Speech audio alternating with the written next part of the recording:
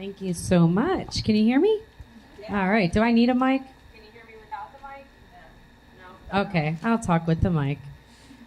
Good morning, everyone, or afternoon. I'm happy to be here. I, again, am Britta Huff. I'm from the Ohio Department of Developmental Disabilities.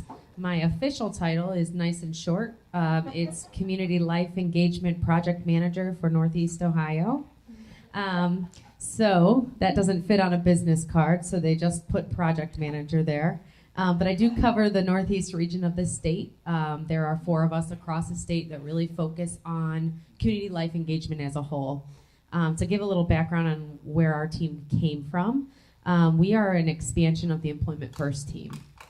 The Employment First initiative was signed by Governor Kasich in 2012, really ensuring that individuals in working age in the system have supports and services in order to work along their path to community employment. And all individuals have an opportunity to explore employment and obtain employment if they wish. So that's where it all stemmed from. And as we started our work here in Ohio for the past 6 years, we were hearing a lot about employment focused only, right? Employment First put a really heavy emphasis on employment. And we recognize and understand that community life engagement, really a holistic approach of what people do when they're working, when they're not working, if they're not working, and what does their life mean and how is it meaningful to them. So how are we supporting individuals to have meaningful connections in their community through work or not work? So that's where community life engagement came from. So I wanted to spend some time this morning to just talk about community integration, right? Community integration is a buzzword, if you will, something that we talk about a lot. And what does it mean? It's very, very hard to define what community integration means because it doesn't mean any specific thing for every individual. Community integration and what we strive to achieve here in Ohio and the work that we're doing at the state level is really focused on how are we ensuring our services and supports for individuals with developmental disabilities are the avenue or the road to help connect people to the broader community. So not being the end point, not being the place that we stay in services and supports, having kind of the world as our canvas, and having the services and supports to help be that connector, so that we can build relationships, we can go and explore things that are important to us, explore things that we are interested in, and then connect with people in our communities that do that. Just as anyone with or without a disability does in their community. So how are we ensuring that our services and supports are really looking at every individual and really focusing on those community connections that we can support for people, connecting to that broader community. So, I know today we're talking a lot about recreation and leisure, which is awesome, right? We all spend our time normally probably on Sundays doing things that are of recreation and leisure. So I appreciate you all giving up your time on Sunday today of your recreation and leisure things that you would have been doing to be here, because I think it's important, and it's important to have opportunities and understand what's out there to support those connections and those relationships that are out in our broader community. So when we talk about community integration, the opportunities are really endless, right? Our communities are very enriched with people of all different diverse interests and preferences and skills. And that's what really makes a community, right? A community is really a mixture of all kinds of diverse individuals, of people who like different things, people who really have values that are different than others, and how we all work together and build off of each other really creates that community. So recreation and leisure, what is out there? What kinds of things do we do for fun? Anyone? Shopping. Horseback riding. Eating. That's my favorite thing to do for leisure. Learning. Movies. Yeah. Swimming. Anyone doing gardening right now? It's not like my favorite thing to do, but I'm doing it. Watching the Cavs win tonight. Anyone doing that for recreation and leisure? I see a lot of Cleveland shirts. Listen to the Cavs? Well, any way you can get that game, right? Exercise. Art. Music. Good job. Thanks, everyone. So, with all of those things, was there any things that people said that anyone was like, oh, that's not fun for me? That is not recreation and leisure for me. Gardening. I said gardening and nobody jumped on it. It's also not fun for me, but it's something I do, right? I kind of, my playground, I have a little playground at my house that's mulched, and it's looking more like a weed garden. So I was out there this morning trying to get to the slide. But yes, gardening, but for some people, they see themselves as a gardener, right? Some people really, really enjoy gardening. And some people do that for recreation and leisure, right? Not just because they have to.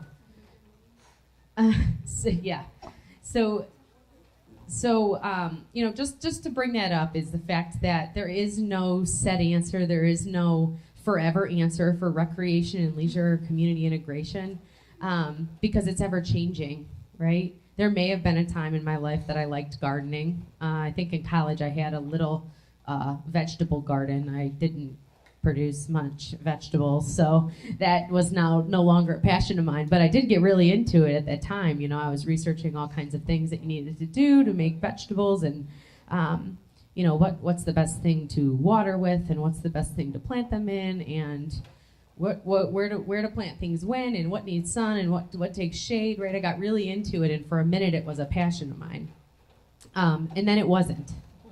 Right? So sometimes things change. We are ever changing with our passions and our interests. I think I talked about college, and that time in your life, you're interested in a lot different things than any other time in your life, probably. So as you kind of grow, and as your interests and preferences change, as your experiences change, that's what community integration is all about, is really growing and being a part of something that's much larger. So community integration isn't something that we can create, right? We can't create community because community is all around us. Okay, so if we're creating something, we want to maybe take a step back and start thinking about, well, how do we facilitate, right? How do we be a community connector? How do we be a relationship builder? How do we focus on the things that people are really interested in, and as they grow and change, and as their preferences change, and as they have experiences, right? How are we taking that all in and making sure that we're helping individuals to connect with others? So another thing I heard was horseback riding. So I happen to live next to a horse farm. It's about a 20-acre horse farm on the west side of Cleveland. And I'm not really, I rode a horse a few times, but it's not something I'm super, super interested in, right? But my husband is terrified of horses. Absolutely terrified of horses. So every single day we have horses walking through our yard. You know, they walk to the metro parks right by our house. So they're always walking through our yard, and I get all excited, and I want to take my daughter out to pet the horses, and my husband's not sure because he's terrified of them. Making sure that the interests of people are really taken into effect, and that if people have an interest that they're really going after, that we follow it, that we let that road kind of take us where that might be. And then if it changes, we follow that path down, because really the community, right, where I live right now, horseback riding is really big. Where I moved from, which was only about 2 miles down the road, you never saw a horse. So my community is different just in that little bit of a shift, right? Just a little bit of shift of where I personally live. And also based on what my experiences are. So now that I'm experiencing being around horses, my husband's experiencing being around horses, we're getting a little closer. Now when the horses stop in the front yard there, when they're not way back, we go over and we talk to them and we pet them, and we're getting closer. You know, we might ride them. So how are we, making sure that community integration is not, again, something that we are creating? We don't create community. Community is all around us. Community has endless opportunities and experiences available to individuals with and without disabilities. And how are the services and supports that are available or that we're exploring really facilitating those connections, the relationship building, right? Has anyone ever heard of valued social roles or social role valorization? Those are really big terms for something that you probably know about, right? We all have different roles. Some people say, I wear lots of hats, right? I wear lots of hats. I'm a gardener. I'm a horseback rider? Is that the right term? Equestrian. See? I'm a yogi. Does anyone do yoga? So what are those social roles that we all wear that are very different? You guys all said all kinds of different things. An artist, right? I am an artist. I don't just do art, right? So how do we facilitate growing those roles, those valued social roles in our greater community that are based on what's important to and for individuals that we support and for our families? Again, I just want to make sure that we started the day off talking about community and recreation and community integration and what this all means. And I hope that you're feeling like the possibilities are endless. So I don't want to take up much of your time. I'm happy to be here. I'm going to stick around a little bit while you guys are all meeting with the different vendors that are here. I'm happy to answer questions or have further conversation with people. So I think the vendors here are a snapshot of what's out there, and really the vendors and supports that are available really are striving to be that connector, right? Which makes their job very difficult, makes it very hard because it is hard to find. It is difficult to, if you're not a part of that like smaller community within the broader community. I'm going to use an artist for an example. If you are not an artist yourself, it's very difficult to try and find those connections in your community. It's not something that you've probably ever experienced or ever done before.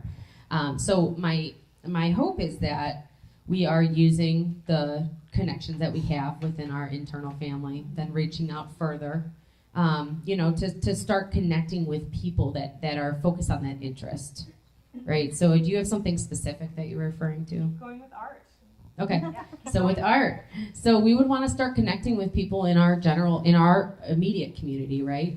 Who does art in our community? Who are the artists? What do artists do? Start kind of digging into where do artists spend their time? Where do artists go when they are looking for something fun to do? What do artists do when they're not doing art, right? What kinds of things do artists do outside of art?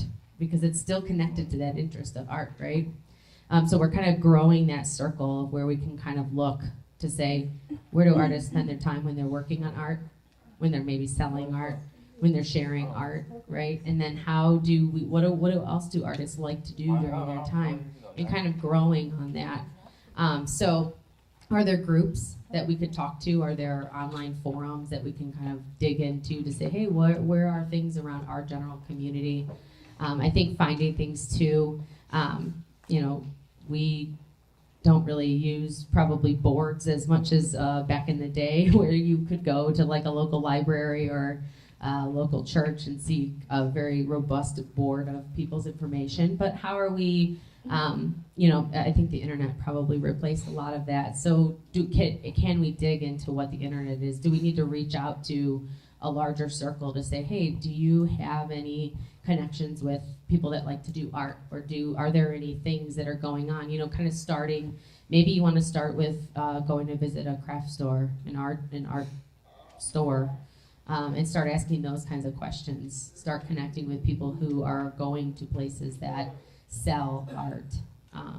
Okay, that's what I'm here to learn how to do. Yeah, so hopefully then, as you're making those connections, you're not just going to go be at the craft store, you're not just going to go be at the art gallery that's, or maybe a museum that has art, right? But you're going to make those connections to talk to the people that are there, to find things that are going on. Typically when you surround yourself in those areas or those things, or around people who have that interest, then those types of things start to surface, right? So I think the answer is not an easy one. I don't have anything to say, and I don't have a website that you could type in art, and all of those opportunities in the community would come up. I'm sure they might exist. They might be out there.